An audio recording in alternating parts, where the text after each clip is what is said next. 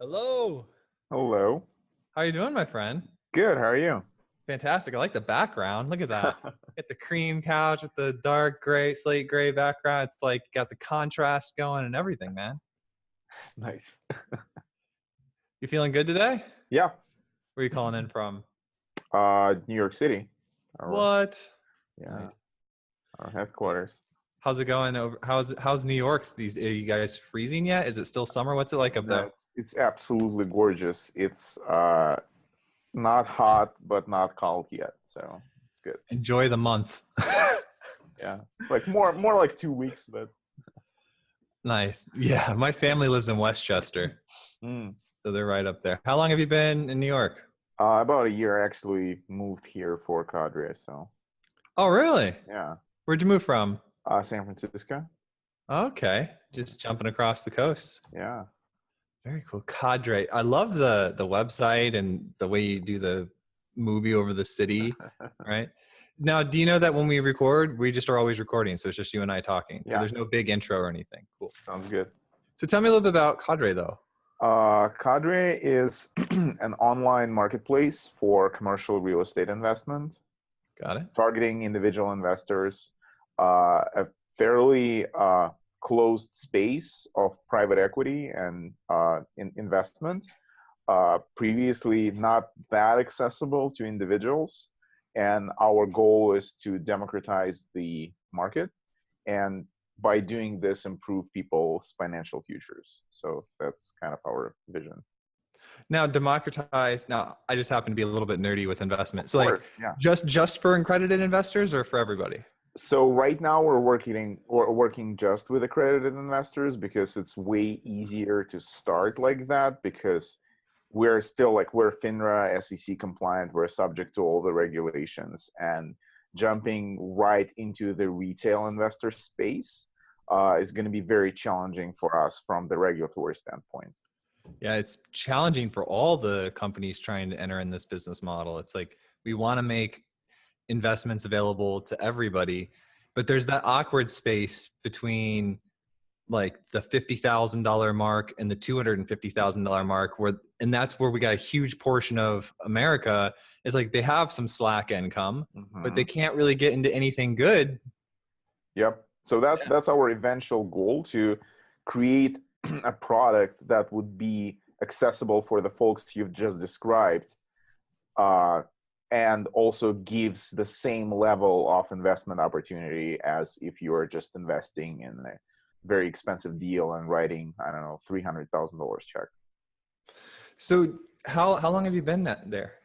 I've been at Cadre for almost a year. I'm Okay. actually going to celebrate my first anniversary in October, so a Ooh, month from now. congratulations. And you've hit Thank you. every deadline on time. Of course. Of course. That's awesome. So The art is just to move deadline, and that's how you're gonna hit them always on time. move deadline or cut scope, Yeah. but never quality. Never quality. Yeah. Can never cut quality, cut scope. That was a mistake that I watched others make quite a bit. I would say I didn't make that mistake a lot, maybe once, but I just because my natural tendency is to produce high quality, right? Mm-hmm. But I see a lot of people interpreting, there's like the general buzz in the industry, right, about deadlines and everything, and Yeah. agile, and however you've decided to manipulate that in your head, right? Mm-hmm. But I saw a huge wave of people cutting quality and saying, "Oh, we can't test, or we can't do that because of timeframes." It's like, no. You don't. You just cut the scope and you do Mm-hmm. high quality stuff so that you're not running in circles. Yeah. Yeah. It's a very Okay. fine balance, though, Yeah. to cut the scope without cutting the quality, because the tendency is to actually describe quality as part of the scope, and I like that. Describing quality as part of the scope, keep it right in front of you. you know. Yeah.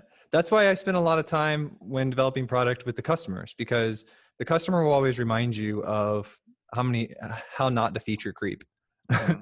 because they only care about the outcome. Yeah. Yep. Excellent. Sorry. I don't know why we got all producty there. It's because I've been working on product my head's been deep in Pivotal all morning. That's all right. So how many engineers do you have at Cadre? We have 27 engineers right now, still growing. Yeah. I'm curious as how you've chosen to structure the teams. Have you done this pod concept, or like just talk for a moment to me about how the natural progression of the team structure has changed? Mm-hmm. So my goal when I joined Cadre was to ensure that as many software engineers are working on the product features as possible. And they're spending their entire time working on the product features as opposed to like wrestling and battling the development environment, figuring out how the infrastructure of their development environment works, and so on and so forth. So the way how our team's structured is that we have a very small amount of engineers. Like as of today is basically 3 engineers out of 27, whose entire job is to work on the infrastructure and platform, including the corporate security and corporate IT. And we're actually growing this team. It's going to be like 3 with like some change. A new person comes in who's going to be solely focused on development efficiency. And then everyone else on the development side are actually building features, and they're not dealing with any sort of like, microservices architecture or whatever you want to call it. We're Mm-hmm. trying to build as simple as possible for the problems we have right now and may have in the future, but we don't try to build technology for the sake of building technology. So that's kind of the philosophy we have. I love it. Now, having gotten my start in real estate software, I'm like very interested in what you're doing on a personal level. So I'm curious, does Cadre actually source their own investments, or is this more of like a platform for the other companies can license? How does that work? No, we do source our own investments. We have an investment team. They go outside and look at the deals. They review them, underwrite them. Then we finance the deal, put it on the platform, and then syndicate the deal using our investors' capital. Like investors meaning customers. So if I'm doing a Cadre deal, I could be like it's proprietary deals. Yeah. I'm loving it, man. Yeah. I'm loving it. So you were at Dropbox, you were at Yelp. You've had quite the career. Yeah. What did you learn coming from those big companies to doing Cadre? Never build your own data centers. That's I was drinking water. Never build your own. Yes, never build your own data centers. Amazon, right? Well, I mean, for a company like Dropbox, that makes sense. For Yandex, which was my previous gig in Russia, which is a giant search engine. I know Yandex. Yeah. And anywhere else, like unless you are Dropbox, Google, Facebook, or like Yandex or whatever, just don't do that. That was my learning. Don't touch hardware; it's cursed. Yeah. Yeah, I've actually. So, how long did you live in Russia for? I've spent my entire life basically in Russia. I moved out of there about 4 years ago. Oh, Privyet. That's all I know how to say. And then Atlichna, like supposed to be excellent. Yeah. Yeah, I try. We have 2 people from Russia on our company. Oh, that's nice. Yeah, like two of 9. So we're like 12-14% Russian. Mm-hmm. Not too bad. No, I'll tell you what though, like when I have a need, right? Mm-hmm. I deploy job posting, talk to people I know, Yeah. and then whoever comes that's got the strongest work ethic, that has the skills to do it, I don't care what they look like, who they are, anything.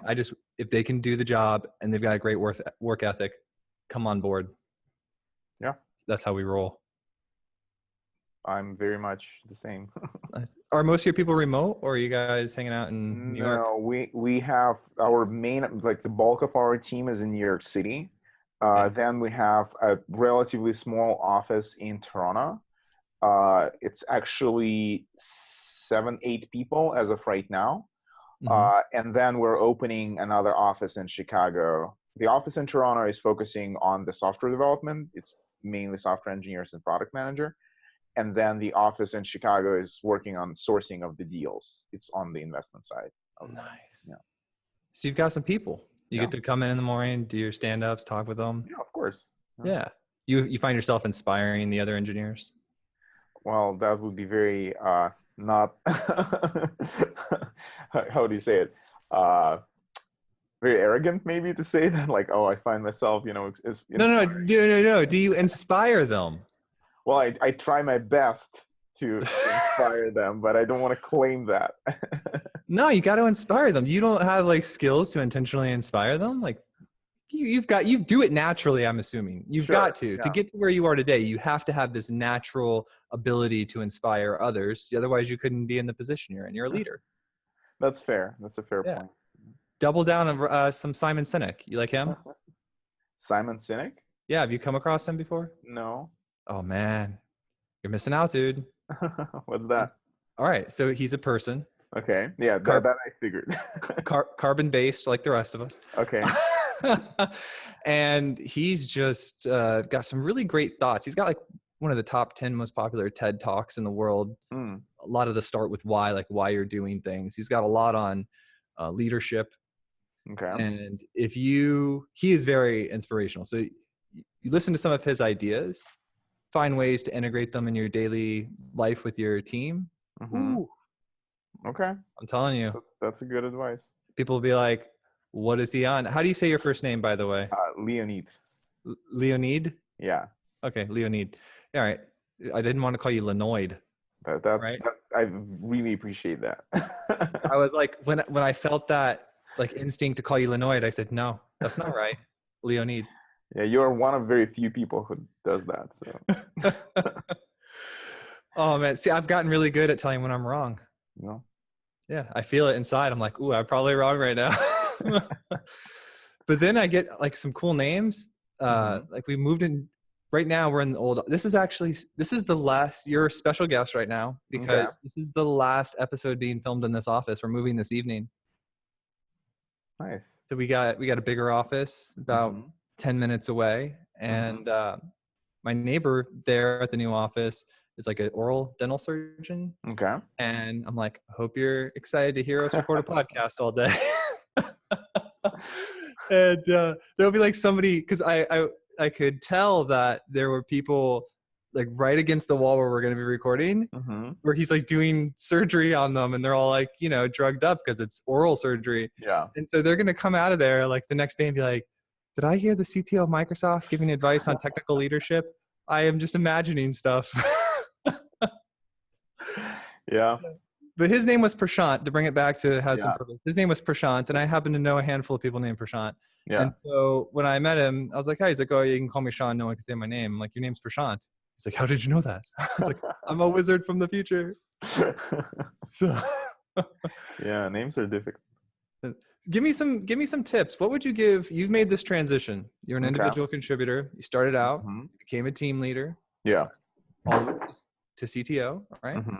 And it's not easy. There's some struggle. You've got to learn some things. Yeah. Give me some advice for some of the newer technologists listening that they want to make that transition.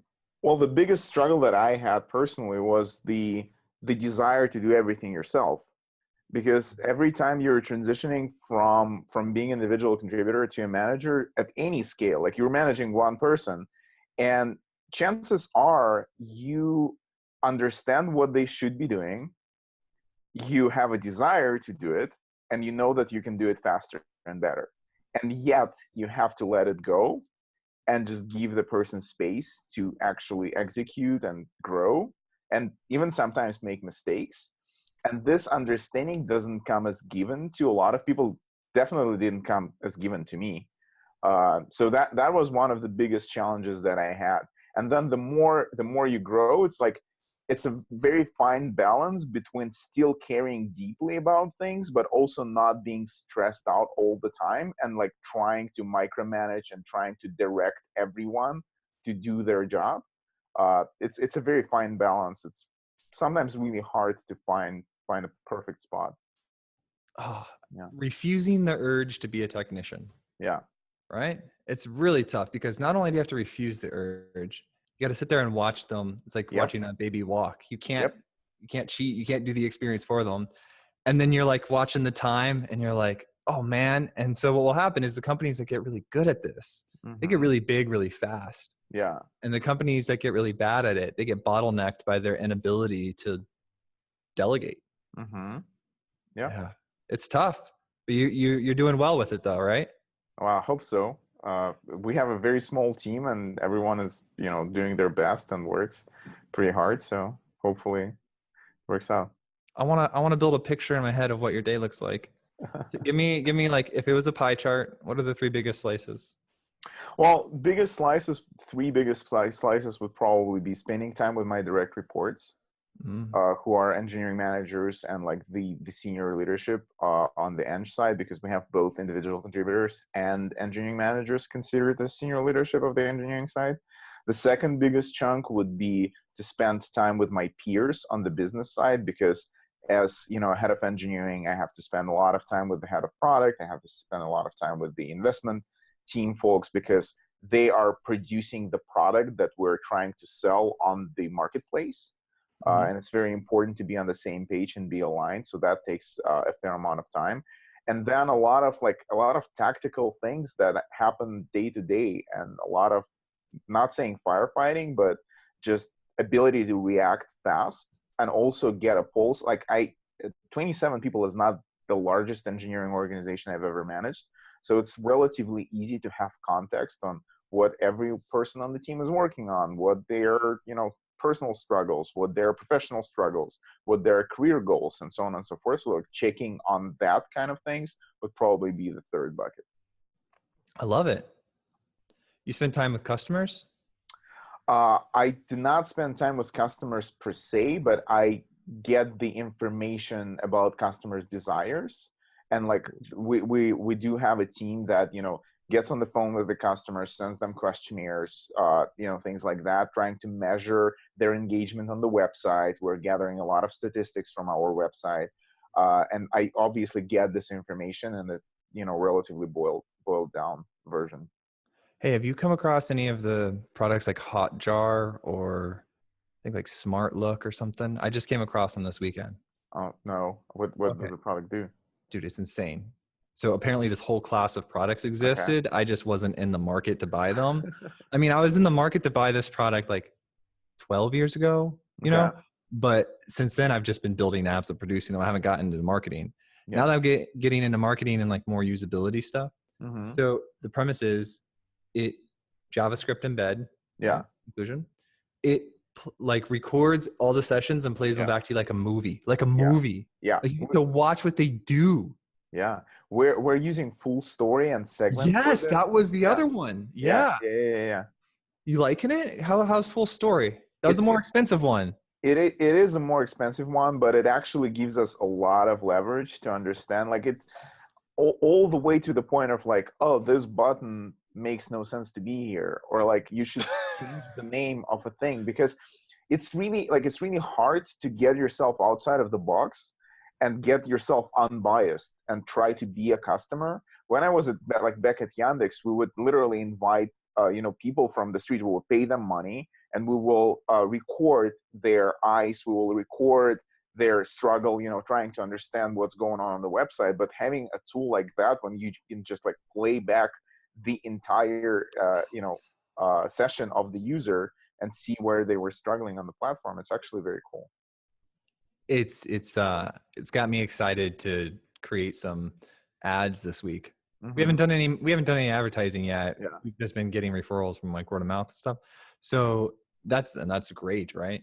Mm-hmm. But I wanted to know, I started to watch these videos, I was actually watching them this morning, and I was like, this is unbelievable. I could see it, the person reading it. I'm like, oh man, that's where they're all dropping off. They're all dropping off at that one point in the story.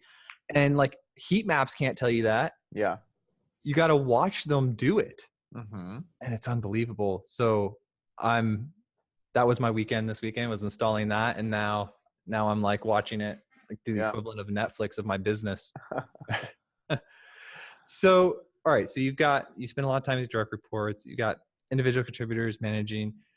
Now, your customers, they're mostly there for the investments, and your technology is the vehicle to review them, search them, look at them, and then learn more about them. Mm-hmm. Can they actually make the investable transaction through your platform? You mean the customers? Yeah. Of course, yeah. Like Oh, we have the deals on the platform, and you can invest in the deal uh, through the platform. So yeah. nice. Excellent, man. So what are you most excited about right now? Like what's the big thing that's happening that you're jumping out of bed in the morning for? Well, I think that right now we're working really hard on increasing the engagement with the audience and bringing, like, we're at the point in our history where we want to get as many individual investors on the platform as possible. Mm-hmm. And that, keeps me very excited. Just the opportunity to get as many investors on the platform is actually very appealing to me, because I personally resonate with the goals of the company and the mission of the company, just because I think that giving people an opportunity to invest in a very stable and very good from the return standpoint investment is something that I'm passionate about. Yeah. That's the big drive for you. Yeah, Nice. I'm loving it. I want to talk about some leadership stuff. You sure. down? You Yeah, of interested? course. Losing a work day. That sucks. We all do it. You got any advice for that? Losing a work day? Yeah, you know what I'm saying? Like you go to end for the day. Yeah. It just ends up being like not a good day. Like for something you got squirreled, right? Uh-huh. Distracted. Something happened, you lost the work day. Yeah, well, I try to ask myself fairly regularly, is that the best use of my time? Like whatever I'm doing right now. And if I stuck on something that is clearly not a good use of my time, I'm just gonna abandon it. So like for me, like philosophy of failing fast is incredibly important. Plus, I like throughout the years of like managing people and managing projects and teams, I trained myself to do things that are on my calendar and to say no to a lot of things that are not on my calendar. So I have a very good, calendar hygiene, and I'm trying to keep it up to date, every day before I go to work. So I know exactly what I'm going to be working on, and I know where I can, slack a little bit and, work on something that is interesting and not necessarily impactful, as opposed to, doing things that are absolutely necessary. So you're pretty disciplined with the calendar.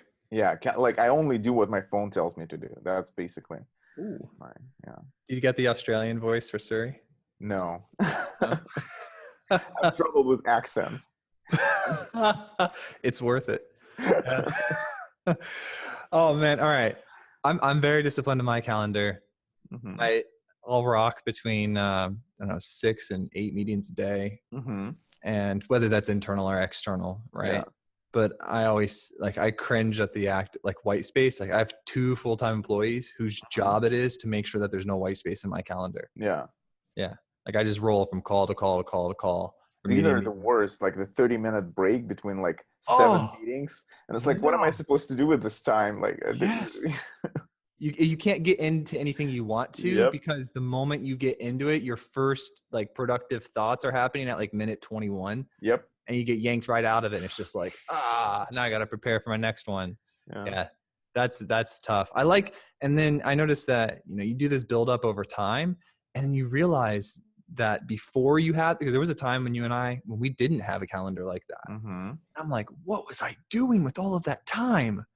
I was just wasting it. And like now I just do, if I can inject a positive habit into my life, like and then you just don't even have to think about it. Like I started these 5:30 a.m. runs, right? Mm-hmm. Crazy. I do them 7 days a week. So even on Saturdays and Sundays, I call them my Looney Tunes run, because I used to watch cartoons early in the morning. Okay. Right? And Yeah. so I got it to the point, it's been about 60 plus days now, Mm-hmm. but I don't think about it anymore. Like I get up, I've completely optimized the process. So before I go to bed, my full stack of clothing is there, shoes, everything by the bed, headphones. Mm-hmm. The alarm goes off. I use that app called Sleep Cycle. So Okay. like, have you ever used that? I used similar app that it basically wakes you up before a certain time, trying Yeah. to measure your sleep cycle. Yes. Yeah, I used it like an alarm clock like that. Yeah. So I started that actually took the window from 30 minutes, like the default, down to 15. 30 minutes is too much of a range for me. Yeah. So I got that. So that thing goes off, right? I train my mind to instantly, when my eyes open, the moment that that alarm clock goes off, I say, the faster my feet hit the floor, the quicker I become a billionaire. Okay. Boom, feet hit the floor, 30 seconds flat. Then I kiss my wife, you know, because we made these lists and I was like, you know, what do you want me to do? And she's like, well, I want you to love me more. And I was like, all right. So I put you in my schedule, girl. Right. Very generous. Love wife. Very generous. I know. She gets her own entry. Yeah. What a guy. Father of the year. All right. So then feet hit the floor, headphones in, motivational audio of like Jaco. Have you ever come across this guy? Jaco, he's like a Navy SEAL. Oh, yeah. I know. I read a couple of his books. Yeah. Yeah, he's got extreme ownership. Yeah. He's a very, very high level jiu-jitsu black belt. So yes, he is. Yeah. Yes. And so I got him going in my ear saying, get out of bed, you know, like do something with your life, discipline, right? I run in, I get headphones on and I'm in the garage, go in my Jeep, pull out my notebook, got my notebook, right? And in the motivational audio, it switches to like thinking about from Jaco yelling at me to get out of bed, essentially, and discipline and like to thinking about who you need to be that day, not what you need to do, but who you need to be to have success that day, right? You agree with that? Like who you, yeah, except running at 5:30 in the morning, everything else seems pretty normal. Everything else seems pretty normal. So then I'm like, who I need to be, getting my mindset right, and then I'm writing things like, you know, everything that I want and imagine in my little journal thing. Got three or 4 minutes of that until the audio runs out, right? Just anything I can think of. What would be the perfect future for me, right? Right. That boom, do a little stretching on the road, 6 a.m., right? So out there, run it, breakfast. I don't know why we're talking about this. I don't know why. I completely forgot. But that is what my morning looks like. And then, because my schedule, because then it's just like, I'm not going to bore everybody with everything, but then it's just half hour after half hour chunked, boom, all the way down from producing content, editing content, deploying, writing, follow up on pipelines review. Because, you know, I do the CTO thing, but I run the business too. So I have to do all that. And deploying and then growing. We went from like 3 to 9 people in the past 3 months. So I've been continuously doing what we were discussing earlier, finding out process orientation of what I'm doing and then giving it to somebody else. Yeah. Crazy. So all of that comes back to something completely unrelated about having tough conversations. Okay. Right? Having tough conversations, not easy. The first time you have to do it is pretty difficult. You're a leader. You have to have all the types of, when you have those tough conversations, maybe you got to deliver some bad news. What are your thoughts on that? Like, how do you go about that? You deliver some bad news. You see, I started my career in Russia, and the hard, tough conversation measure in Russia is very different from the United States. Like, we're using metric systems in Russia, and Americans are using the imperial system for measuring the toughness of conversation. So when I came from Russia to the States, having a tough conversation for me was like lifting weight on Mars. There is no gravity. Like it's so much easier because the conversation that was considered tough in the United States would be just a normal one-on-one back in Russia. Give me an example.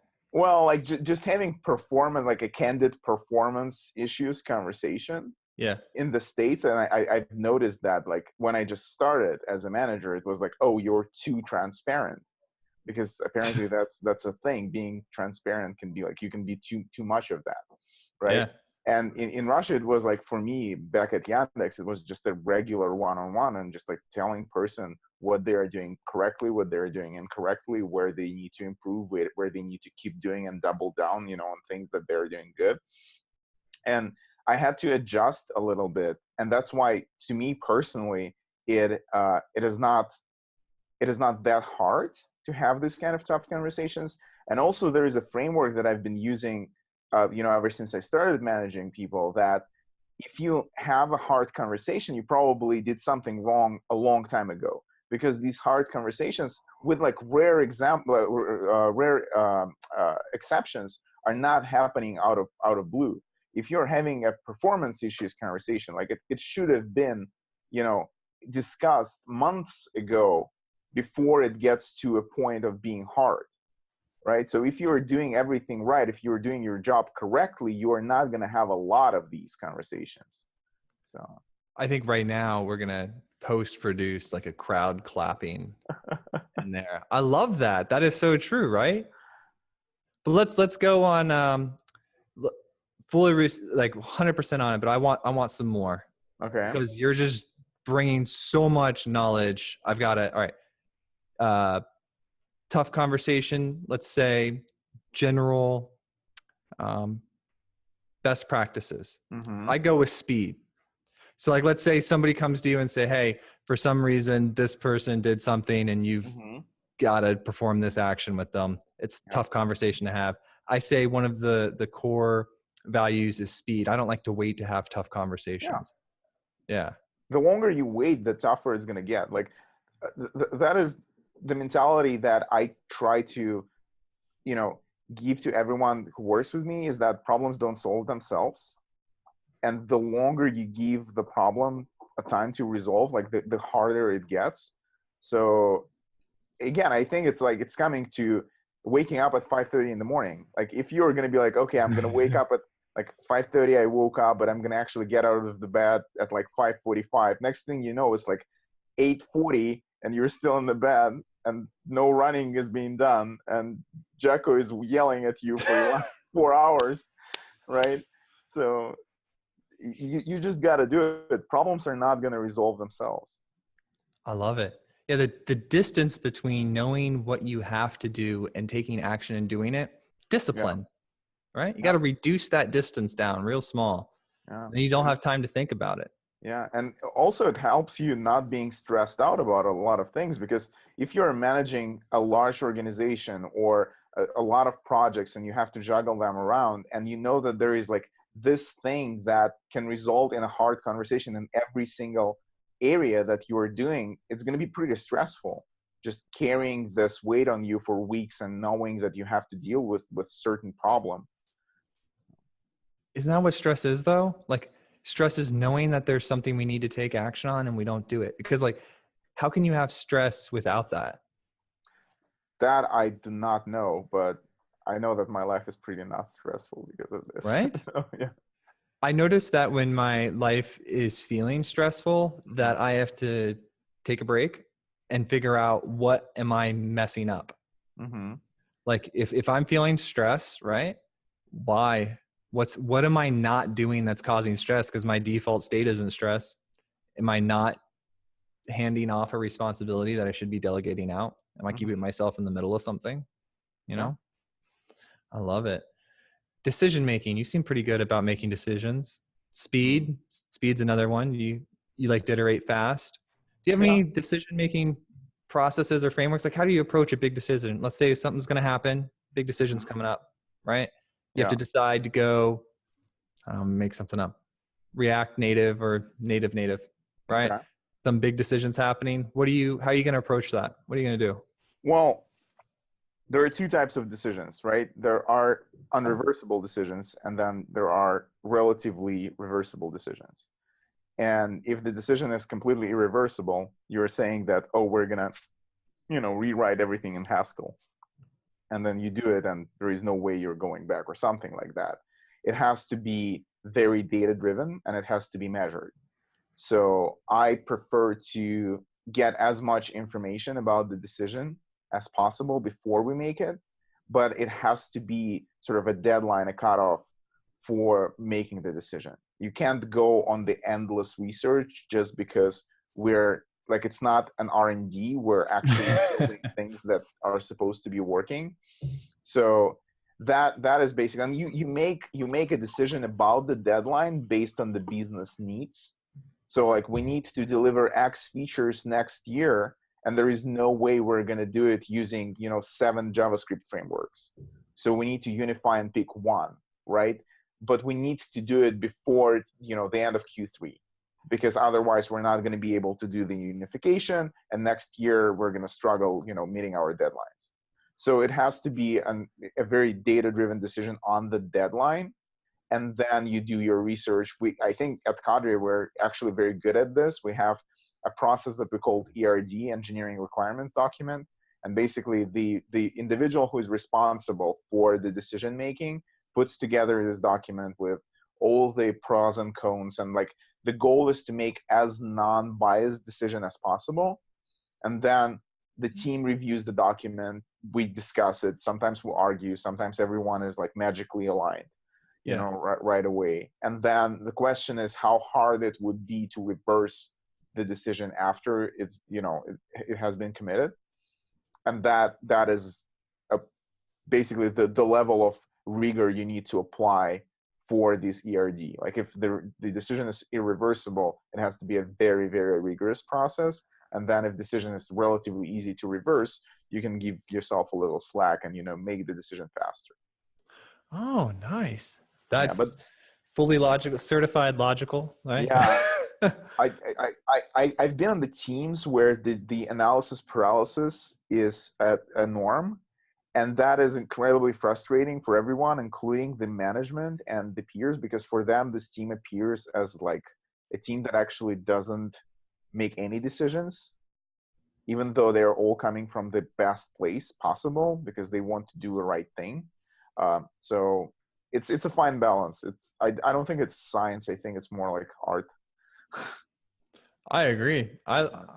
You know, when you're trying something new, big upside, and I see companies like, all right, small price, big upside, easily reversible, and they think about it for 3 months. I'm like, whoa, there's blockers there. People are blocking because if they're doing that with this type of decision where they believe that there's a big upside and there's a low cost and it's easily reversible and they're taking a long time, then they're doing that with all those types of decisions. Yeah, maybe I want to enter their market. Arguably even more than that. Yeah. All right.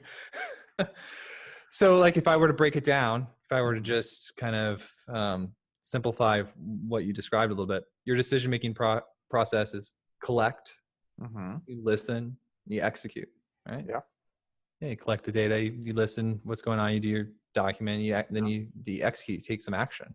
Yeah, and also it's very important to understand that for pretty much any decision that we're making, we're creating the scope ourselves, right? Like the decision to get, again, going back to like a JavaScript framework, right? The decision is to get a unified framework that is good for everyone, but the decision is not to create or get the JavaScript framework that is absolutely the best.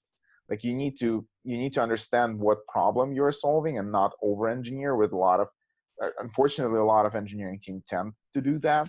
So yeah, it's a very fine balance as well. What do you notice? What are you learning right now, like in your technology teams?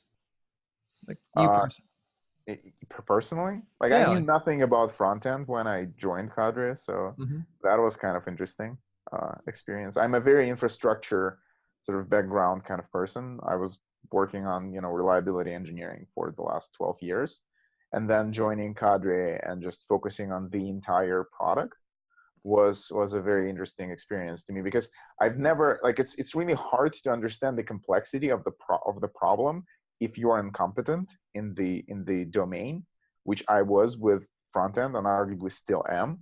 But right now it's way easier for me to give an estimate of like how long a certain projects will take, just because I'm more in the weeds and I'm understanding the process a little better.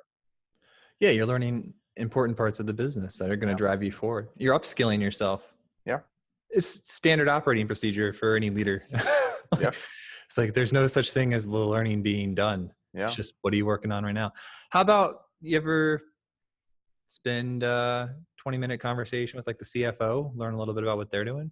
Yes, it was actually my first, few months. It was basically a crash course in finance, because I'm an incredibly financially illiterate person.